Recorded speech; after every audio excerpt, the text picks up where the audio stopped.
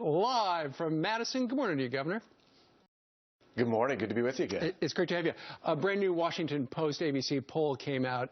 If the Republican caucuses were held today, Rand Paul, Scott Walker would have 11%, Jeb Bush, Marco Rubio at 10%, Mike Huckabee 9%, and then the list goes on and on and on.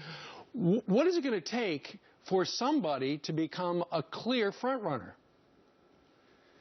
Well, if we were to get in, I think part of it would be, we haven't made an announcement yet, and won't until after our budget's done at the end of this month, which hopefully we'll get our 5th and 6th year of property taxes going down from when I first started taking office. That's good. But we're going to be back in Iowa this weekend. We've been there a couple times already this year. We're going to be back with Joni Ernst on a Harley on Saturday morning and Chuck Grassley, Senator Grassley in Mason City on Saturday night.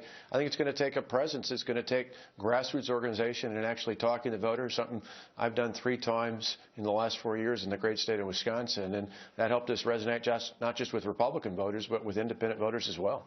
You know, Governor, we want to thank you for being here. When you say you said the end of this month is the time that you're looking at to make the official announcement, because that could give you a bump there and some polls as well. Well, it certainly can. I mean, that's what you've seen from others, folks who got in the race thus far. But our interest is less about the timing of a bump, but getting through our state budget and then shortly thereafter making an announcement as to what our intentions are one way or the other. I do think what I sense in Iowa, New Hampshire, North Carolina, Nevada, I was just in Florida yesterday, is that voters want someone who can both fight and win for hardworking taxpayers like them. There's a lot of great Republicans in this race I think we should be excited about as Republicans, but there's really 2 groups. There are people who are good fighters, many in the United States Senate who've been fighting the good fight, raising the banner, taking on Obama, but have yet to win any real victories there. We've also got another group of friends of mine who are governors or former governors who are really good at winning. They won election, they won re-election, but they haven't taken on the really big fights in their state. I think what would make us unique if I chose to get in this race would be we've done both. We've fought the good fight on issue after issue, and we've won those fights, not just on the ballot box, but when it matters on policy. Well, the last time Hillary Clinton was in a race, she lost, and this time she's basically getting a clear run with the nomination. How's her candidacy doing? Well, it suffered a little bit. Her popularity beginning to fall. Unfavorability now up to 49%, favorability down to 45%. How do you explain that? Well, I think the more people see that the Clintons have this sense that there's a set of rules for them and then there's a set of rules for everybody else in America, kind of that elite, almost entitlement, that it's her turn, her opportunity. I don't think that's what people don't want a leader anointed in America. They don't want someone who's part of a monarchy or a legacy. They want someone who earns it by working hard, making the case to the American people that they're going to work for everyday Americans like them. I think it's a real challenge for any candidate not to have a serious primary, and that's why I think the quality number of really great candidates on the Republican side and those coming in the future is good for the party, and most importantly, it's good for America.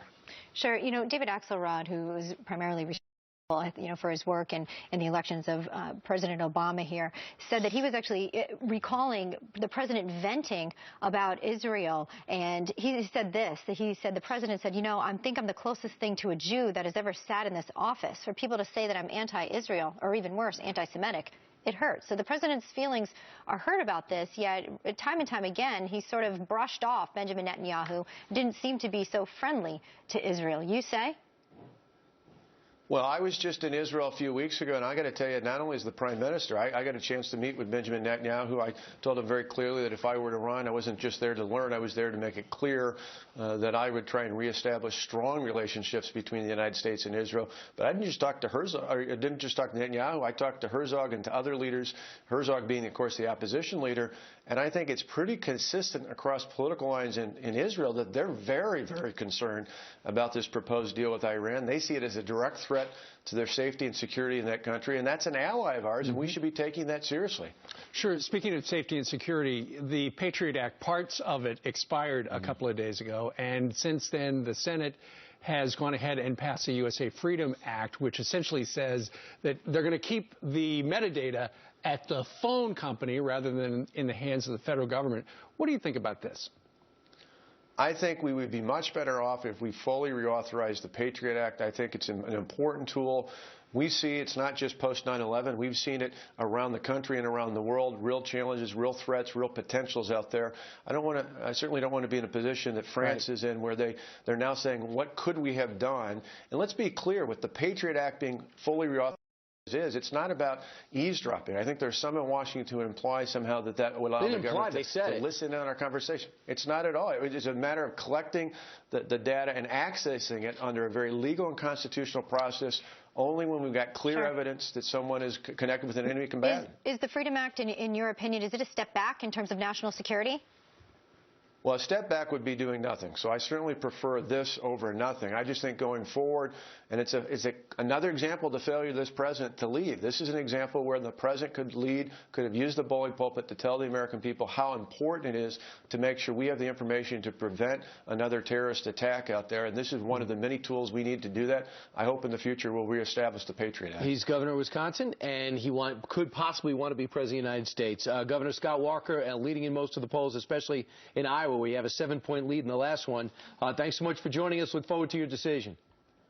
Great to be with you. And I love Carrie Underwood, by the way, so keep playing it on air. I like it for bumping. No problem. We'll try to find an angle. We know your position on that now, Governor. Thank you.